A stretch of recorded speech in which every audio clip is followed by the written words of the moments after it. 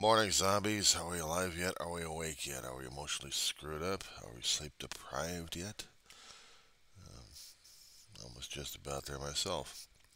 It's 2:06 West Coast time in the morning. It's the 29th November 2023. Yeah, you're a zombie out here in Roseman, California, the Weaver, John C. Try this one. Last day of school for the semester. And why am I not rushing to get myself going this morning? Because I'm not going back this morning today. How does that grab you? I got a apartment I gotta try to clean up.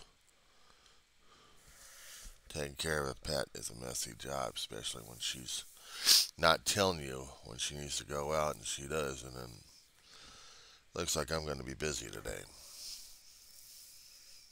One day or another, it's got to be a priority for me anyway. So now I already have my last day of school this past Monday.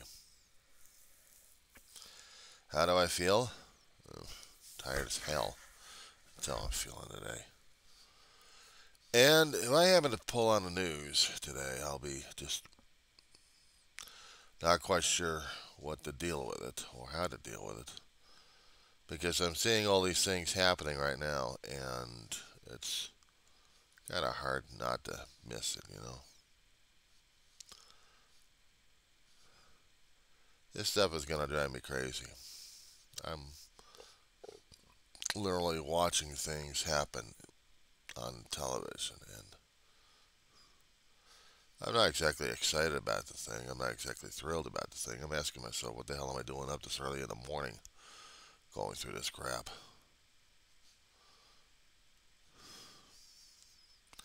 Beats the hell out of me. Except to know that shit's happening right now. I haven't been keeping up with the news in the past few days. I've been watching a fictitious, about 25, nearly 30 years old show. 25, more than that. The West Wing. Surely you guys have heard about this one. A long time ago. Nearly 8 seasons long. 7 to 8 seasons long. About a Democratic president in the office with a contentious Congress. Hell, you think you're watching regular stuff at this point off here, but I keep asking myself, am I? Because some of the things they were talking about kept ringing home of what we're dealing with, especially in the first season of it. And this was happening during a time when we actually had a conservative going into Congress, from a liberal into Congress to a conservative in Congress, and we had to deal with a fantasy of place, time. You know, what would happen if we had this guy in office? What would these things be happening like? And throwing in real world events. You gotta love Adam Sorkin for this one. Picked a homer on this one. He helped do the film of the American President, and it gave him the idea to do the series for the West Wing. And I'm glad it did, because it's a very popular DVD, video, and streaming. I'll tell you that much. It's very popular, and I miss it. I miss it. I mean, shows like this could tell me a thing or two about what's going on these days in life. And it's scary as hell for all the stuff we're dealing with these days. Because you remind me that even though it didn't matter which particular liberal president we got in office right now, we still be facing international crisis of one country trying to kill another country for one reason or another, or even political intrigue happening within the White House walls themselves. You had in the story a main character, or one of the main characters, hiding a secret that would almost destroy the entire cabinet, if you will. but one character would have everybody else rally around. And what upset me the most is when you start losing characters in there and losing the actors who play the characters, not just by attrition, but by loss of life.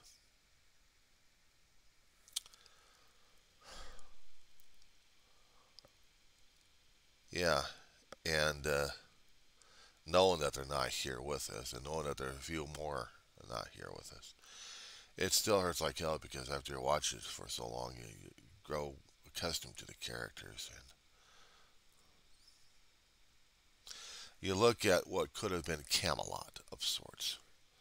I mean, hell, we looked at the 1960s as Camelot days when Kennedy was in there only for a brief few years. We're talking about an embattled fictional character who held on for 2 terms for the full terms of the presidency and damn near dies in there. But he comes out alive and everyone else's lives are changed. Some of them actually stay with a new cabinet, a new president.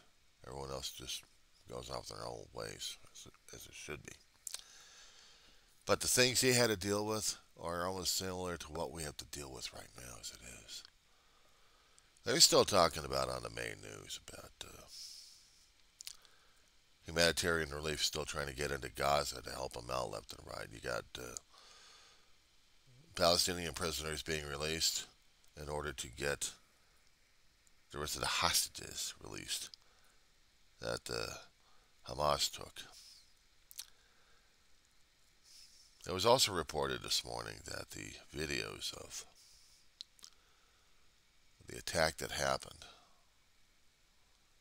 in October,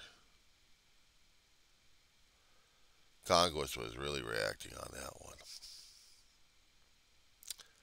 They couldn't believe it. They didn't want to believe it, but they saw it anyway. About some of the brutal clips that Hamas released, and then somebody made a compilation of them. And either angered or pissed them off, or probably made them throw up. I'd be thrown up. No, I'd be thrown up at this point. I mean, I'm looking at, I looked at the clips that they showed earlier, but these were a lot more gruesome. A lot more gruesome. So, I'm not quite sure if I'd be ready to see that for public television. Not even when you want to do it on cable. Even cable, or actually on streaming, wouldn't be that. They'd still have their limitations of what they can gross us out with.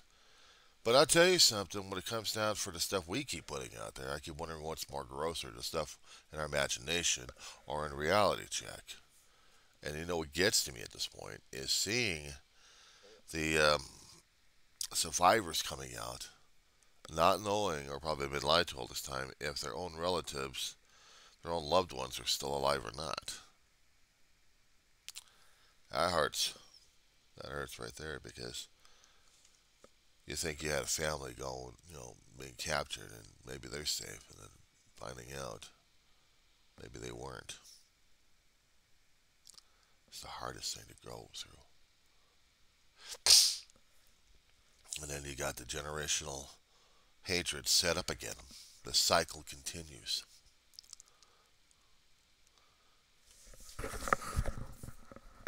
It pisses me off because I'm seeing this. What is it with our psychology 101 classes out there talking about how generational hatred sets up for each generation? We're basically setting up our new Hamas, or just another name for being angry at people left and right. Because now we got people going to be looking out for revenge at this point. There are going to be a few others who are going to be going over the edge. And they're going to be doing the blaming, and they're going to be doing the loathing. No matter how much international aid would come in trying to help out a country, there's still going to be that. We saw it in Afghanistan. We saw it in other places.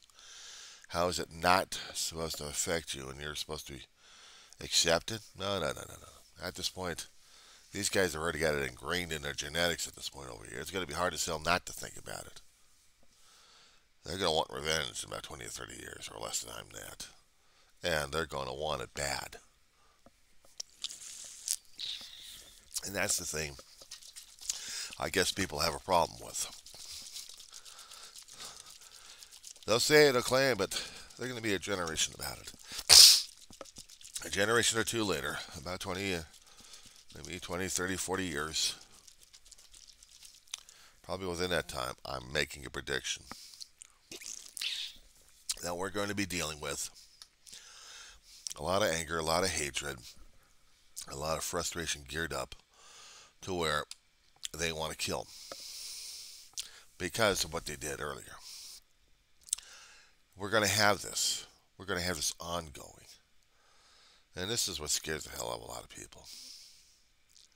How do you get rid of that generational hatred that's been going on for a long time? Not just a 20 or 30 year period. We're talking about that goes back millenniums. They don't see it. They don't want to see it. They don't. Because this kind of anger, this kind of frustration, rage level, they don't want to know it. They don't want to know who cares. They just want to hate. They just want to hate, and they're going to continue hating because that's what they do. We can try pumping in as much humanitarian aid, and we'll probably need a hell of a lot of psychologists trying to get them through this stuff, but it's not going to be that enough. They've got it well established in the genetics. I'm saying that when you have that lengthy period in your countries, or however you want to look at it, and it goes back to along the family lines, the stories ingrained. How do you find a peace? How do you find a solution to it? Even a temporary one at best. Everyone's still going to be looking for the blame. They want to constantly find blame because that's the only way they can live and survive and identify themselves. That's the reason why we had stories written like a long time ago. We had different shows trying to tell us about this stuff. Did we ever listen? Nope. Nope, because if we did, maybe guys like me wouldn't be able to recall the stuff, tell people what the hell happened. But they don't care. For them, it happened, and they don't want to deal with it. They don't want to deal with it at all.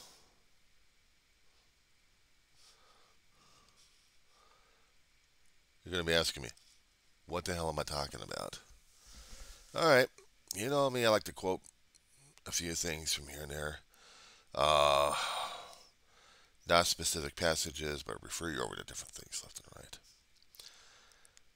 And in this situation, I referred over to Rod Serling and Gene Roddenberry.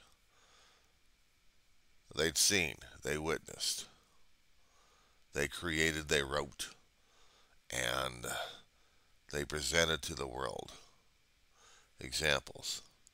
Human behavior that was going to be kicking our ass left and right.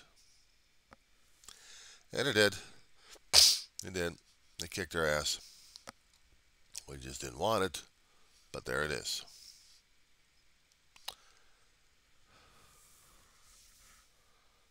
Let that be your last battlefield for Star Trek, the original series. Their second or third season of it. A planet with, and I think I talked about this one a long time ago.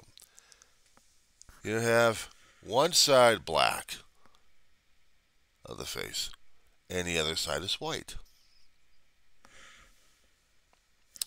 And these two sides trying to kill each other. There was no mention if they were trying to make peace, and maybe if they were trying to make peace, They weren't listening. That's the horrible thing about shit like this. People didn't listen. People didn't care. What did they care about? So maybe you got people escaping the planet that are being survivors left and right. And at that point, if they were trying to escape, they were trying to get away from all the damn violence happening in their lifetime or even beyond that. And it's horrible. Because when you come across a prisoner and a chaser of sorts, a prisoner, he's got this hatred, and so does the other guy. They have this natural force field that the humans couldn't reach them, even with they used phasers or something like that. And when they tried to kill each other, there was a lot of energy, a lot of heat generated from these guys that would almost fry up everything. The planet was Charon, and the Enterprise brought back these last two survivors, and everybody was dead, gone. Didn't matter how long, they just killed them, killed each other.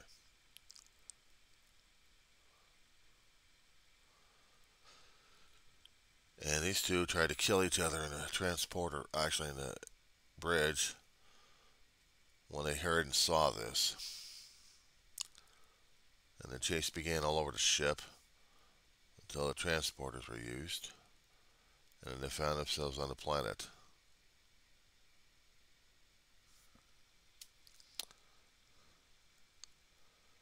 Enterprise made the report, went off exploring the galaxy like they normally would. They tried to import a little wisdom of how certain species of the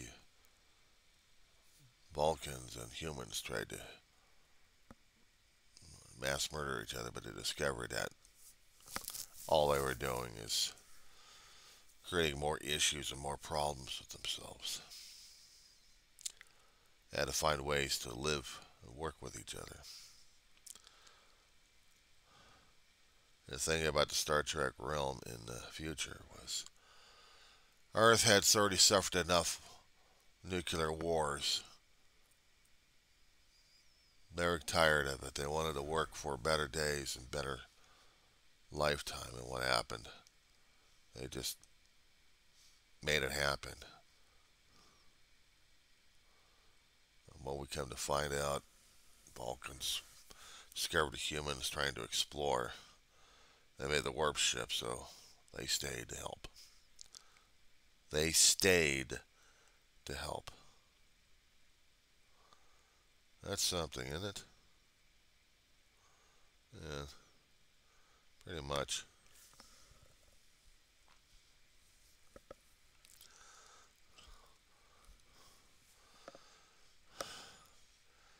It nerves me. It unnerves me, actually, when I see examples we tried to make in the 60s, 50s and 60s, and all these anthologies we kept watching, wondering whether or not we're actually going to be able to get through things to survive. And what happens? We try to kill each other in the process.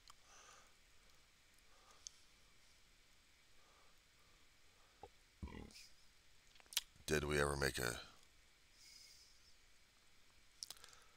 I don't know if it ever made sense or not.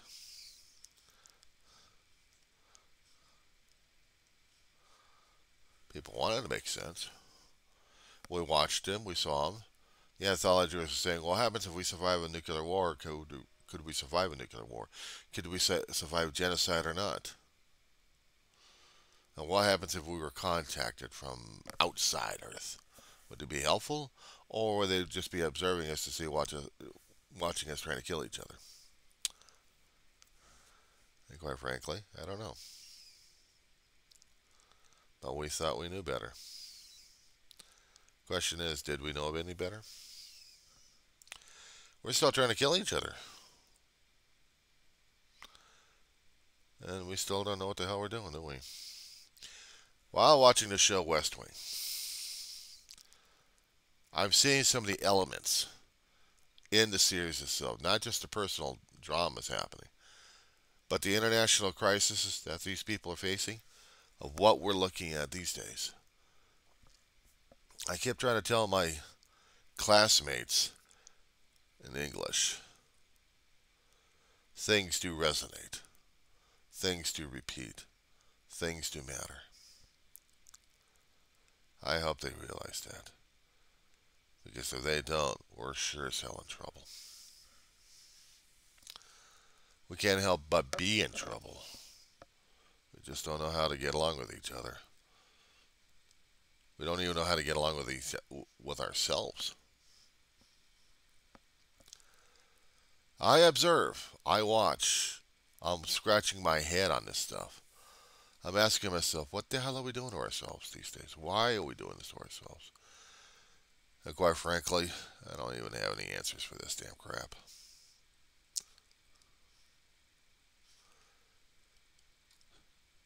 It sounds like I'm trying to be a guru here, right? A guy who knows what's going on and trying to dispense worldwide. What? What am I trying to dispense? I'm just saying what I'm seeing right now these days. I'm making comparisons what's going on these days. It still scares the hell out of me because I don't think we know what the hell we're doing half the time. I go back to the old shows and see how things, what we had seen, what we wanted them to be, and we compare it to what today is. I think I'm losing it. I really am. I've seen people trying to kill each other for no damn reason, except to have this generational hatred.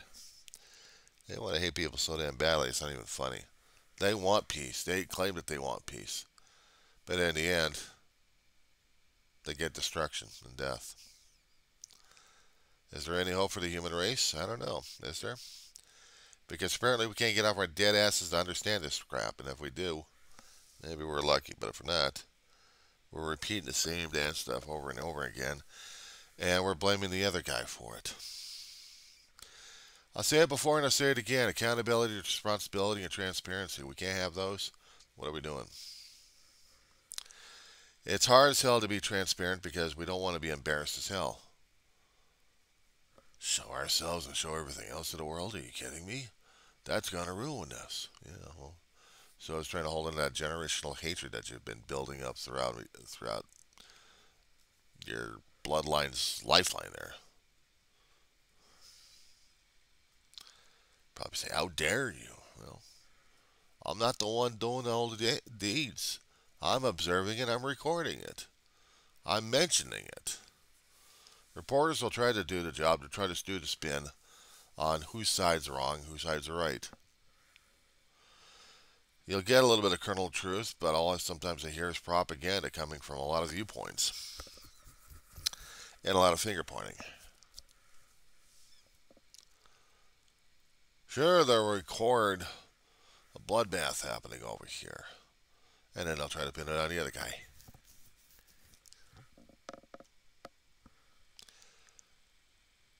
We write about it, we create things about it, we tell the stories about it, but basically we're screwing ourselves over one way or another. That's how I'm seeing it. That's how it's happening.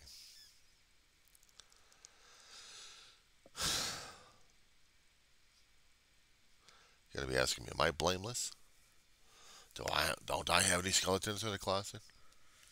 They're powdered, and I got skeletons powdered in the form of ashes.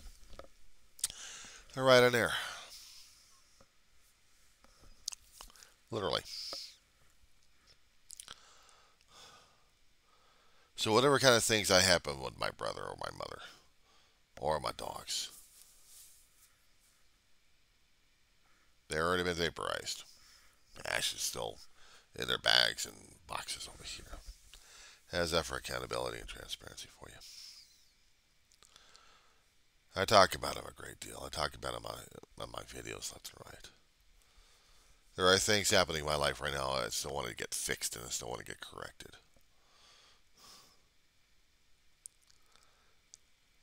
I'm not going around trying to blame people. Say it's your fault for all of it happening.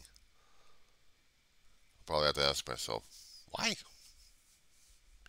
Because it's your fault still. I'll accept responsibility for my own damn actions, my own words. Be transparent about the damn thing and be accountable to it. You want to put me on a damn cross, here I am. It's going to be a big frickin' cross to deal with my damn weight, that's for damn sure. But you want to put me on a cross, be my guest. It's going to be uncomfortable as hell in there, you know that? I'm not a skinny guy.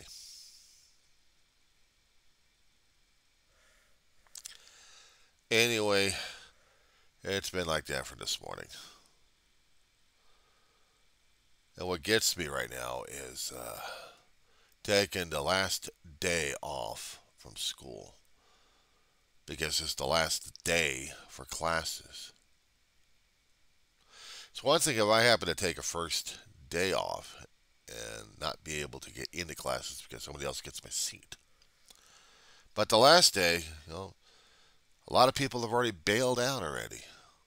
Now, since we already had finals and math already done, I really have no choice but to stay in that class. Except on last day is going to be the last day, and I already had my last day Monday.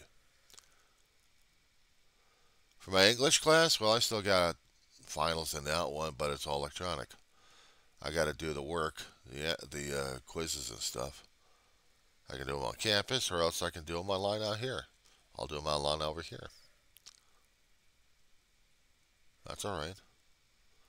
Because the last day we actually had in class was last week for English. And again, I'm not going to stress over the damn thing.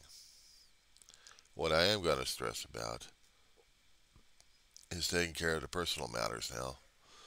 Between now and January, I still need clean clothes, and I still need to get this place cleaned up a little bit. And I need to clean up some of the mess in this place. Other than that,